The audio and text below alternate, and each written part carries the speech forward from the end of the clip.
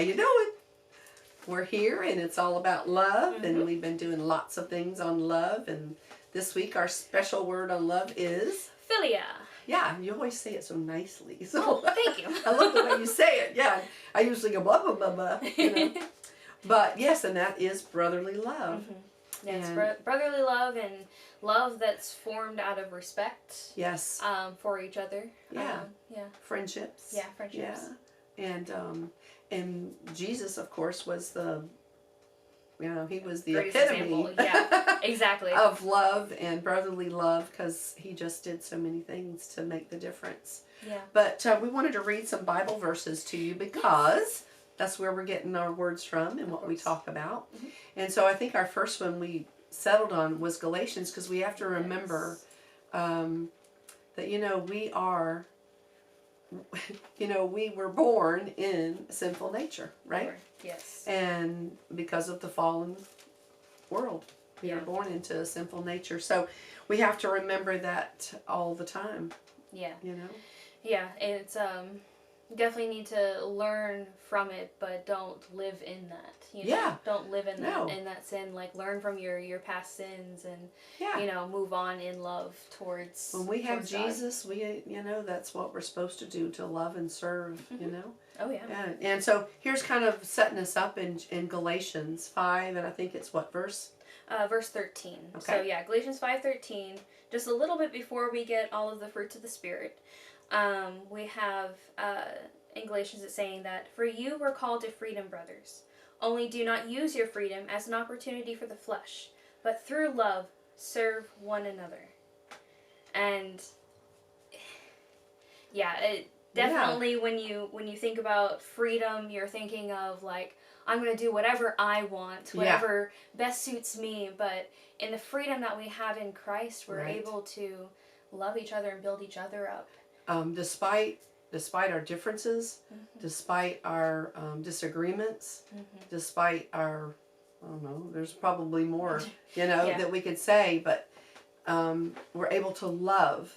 We have the freedom, and we think of freedom, like you said, it feels like, whoa, I'm going to do what I want to do, but really when we're in Christ, we are doing what He has called us to do. Yeah, right? And it feels so much more freeing, because, you have a God that loves you, and you have a community of people that love you and want to come alongside you when you just let go and just love others. And I just as an example, I have found on any of the groups that are for Bible studies, or when you do something, you get to become a connection, and then you become servants to them. In a sense, you serve them in love. You show love.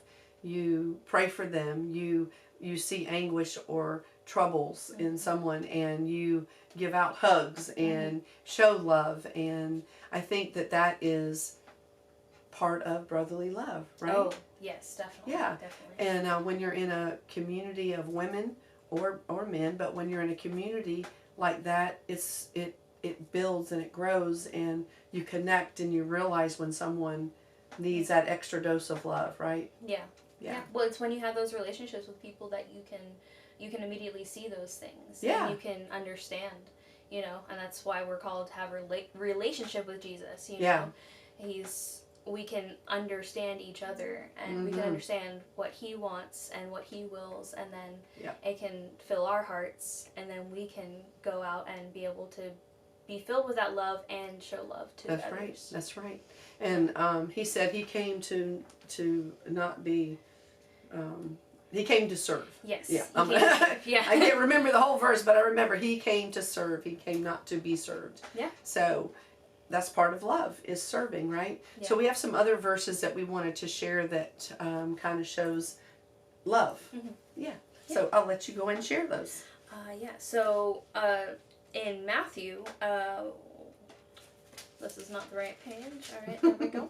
In Matthew, Jesus is preaching, and He has His disciples and His followers, and so in Matthew 5:44, He's talking to to anybody who's come to listen to right. him. Well, they're always following him, right? Oh yeah. Yeah.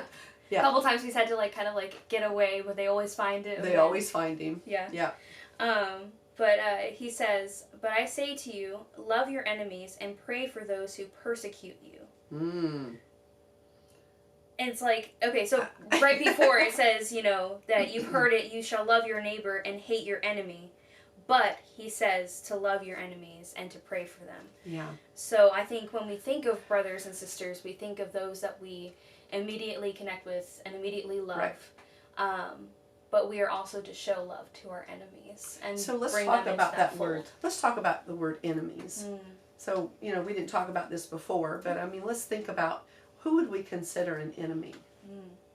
So somebody that's...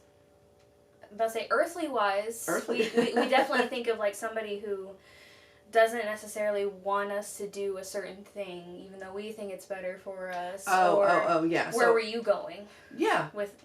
Yeah, no, Yeah. I would think, you know, that's perfect. You know, Yeah. you're on a track and somebody doesn't agree with you on that, right? That's like, okay, they're automatically an enemy. Well, they're puffed up and they're aggravated and, Mm-hmm. right? That's automatically like, okay, you're against me because you didn't agree with me, Yeah. right? So that's considered an enemy, Yeah. right? And I think truly what Jesus is saying here is that, you know, loving your enemies as a Christian are those that are unsaved. Unsaved, right. We think of that because they're opposing, you know, our love for That's God right. and everything. That's right. But we want to save them. We want to bring them over. Right. So we are supposed to love those who don't necessarily love our God that we serve. Right. You know, 'cause Yeah. those end up being our enemies because they're telling us, hey, you're kind of crazy for believing in this God.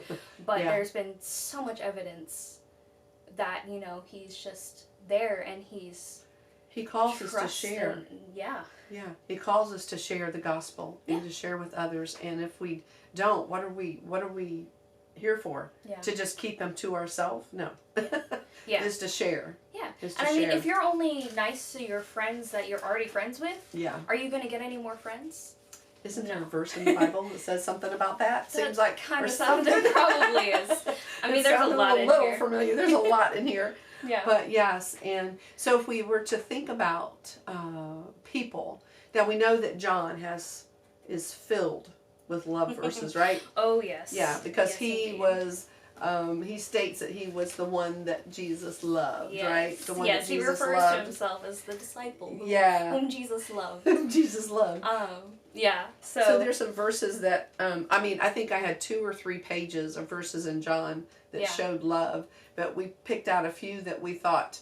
Yeah. Well, you know, I mean, we get the biggest one that we use from John. John 3:16. Yeah, right. So love the world. So That's right. John definitely uses a lot, but Yes. one that really stuck out to us was John 13. Right. And again, I gotta turn the page. John 13 verses 34 and 35. So we have a new commandment I give to you, that you love one another just as I have loved you. You also are to love one another. By this, all people will know that you are my disciples, if you have love for one another. Exactly. You know, all comes down to love. That's right. All about love. Yeah, and how, don't we know? I mean, if you don't love, then people can't see Jesus in you, right? Yeah. I mean, even that unconditional love. Yeah. So we thought of, as we were going through and thinking, there was a couple of people that just kind of jumped in my head. Yeah. Right? Yeah. And that was Martin Luther King Jr. Yeah. And one of the things he said is, I have decided to stick to love. And then he went on to say other things. But hate is too great a burden to bear. How hard is it to hold a grudge? You know, it takes effort, doesn't it? It does.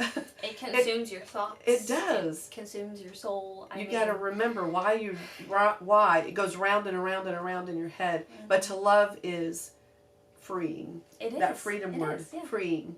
And so I think that was a most awesome statement. And then of course Mother Teresa, one of the, I don't know, whenever somebody is doing so much good, they want to go, you know, you're a Mother Teresa. You're a Mother Teresa, or you're an example of Mother Teresa. Yeah. But she said she founded a paradox, and I guess paradox is like a statement that appears completely absurd or like out of contradicts character. itself a Yeah, little bit. yeah. And so she says, love is a paradox because it can make us feel happier and more connected to the universe than anything else. And I think she just means in general to everybody, you know, to the world, to the people, to everybody, but can be literally in the next breath, the catalyst that pushes us into a hole of deep and of depth and despair that's almost indescribable. Yeah. And so in my mind, you know, she's saying that when you feel loved, don't you feel happy? Mm-hmm. And if you feel like somebody doesn't like you or there's some contention between you, doesn't it feel uncomfortable? And you do feel... Definitely. So here you are, you're excited, you feel loved, and you're up here on the on this really high plane, and then all of a sudden something happens and can put you in the depths of despair. Yeah. And I think that's the paradox. Yeah, and I think that also has to do with, you know, if you love someone and they do something to either disappoint you or they get hurt themselves, like, then it can throw you into sadness, you know? Like a tailspin. Yeah, because it's like you want to be able to help that person, but sometimes all you can do is pray about it and just sit with them. I was going to say, be there for somebody that feels that. Yeah. Because life is hard. And he told us, you know, in this world there would be troubles. So we know that. But if we hold each other up, it can be so much lighter. And remember, we're supposed to cast our cares on him. Yeah. Right? Yeah. So, anyway, I think that's kind of our intro into Philia. Yeah. Philia. Love. Sort of Philia. You feel it? I feel it. You feel the love? I feel it. That just came off. That was silly. Anyway, Philia. Philia love. Philia. Yeah. Right? But do you feel it? Okay. Yeah. Here we go. Yeah, no. So next time we'll be giving examples about that. Lots of examples. It was hard to decide. Yeah, there is definitely a lot, but yeah, I think a great thing is just to remember, you know, love your enemies and love everyone around you, and just spread that respect and love that you know that God has. That love that God has for us, because He is love. God is love. God is love. And He sent His Son. Yeah. All right. All right. Well, we'll see you next time. That's right. See you later. Bye.